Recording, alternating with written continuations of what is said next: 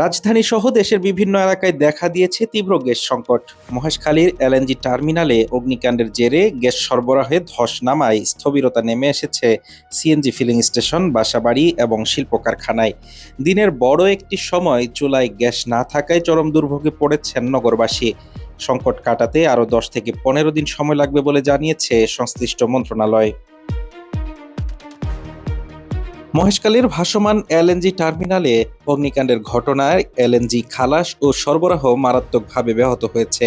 Titas gas কর্তৃপক্ষ জানিয়েছে, এর ফলে রিগ্যাসিফায়েড এলএনজি আর এলএনজি সরবরাহ প্রায় 450 এসএমসিএফডি কমে গেছে, যার সরাসরি প্রভাব পড়েছে রাজধানী সহ চারপাশের জনজীবনে। রাজধানীর বিভিন্ন সিএনজি স্টেশন ঘুরে দেখা গেছে ভিন্ন চিত্র। গ্যাসের পর্যাপ্ত চাপ না থাকায় অনেক পাম্প বন্ধ রাখা হয়েছে। আবার যেগুলোতে সীমিত পরিসরে সরবরাহ মিলছে, সেখানে যানবাহনের দীর্ঘ লাইনে ঘন্টার পর ঘন্টা অপেক্ষা করতে হচ্ছে চালকদের। শুধু যানবাহনই নয়, গৃহস্থালী কাজেও নেমে এসেছে দুর্দিন। রাজধানীর বহু এলাকায় সকাল থেকে দুপুর, দিনের বড় একটি সময় বাসাবাড়ির চুলায় থাকে না কোনো গ্যাস।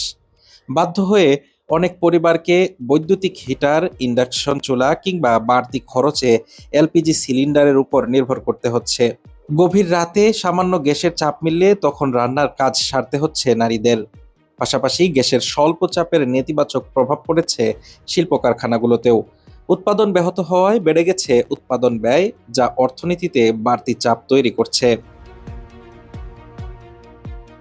বিদ্যুৎ, জ্বালানি ও খনিজ সম্পদ মন্ত্রণালয়ের দায়িত্বপ্রাপ্ত মন্ত্রী ইকবাল হাসান মাহমুদ জানিয়েছেন, ক্ষতিগ্রস্ত এফএসআরইউ মেরামতের কাজ চলছে। তবে কাজ পুরোপুরি শেষ করে গ্যাস সরবরাহ স্বাভাবিক হতে আরও 10 থেকে 15 দিন সময় লাগতে পারে। এই সংকট উত্তরণে নগরবাসীকে ধৈর্য ধারণের আহ্বান জানানো হয়েছে। হাফিজুর রহমান তুষার, ঢাকা টুডে।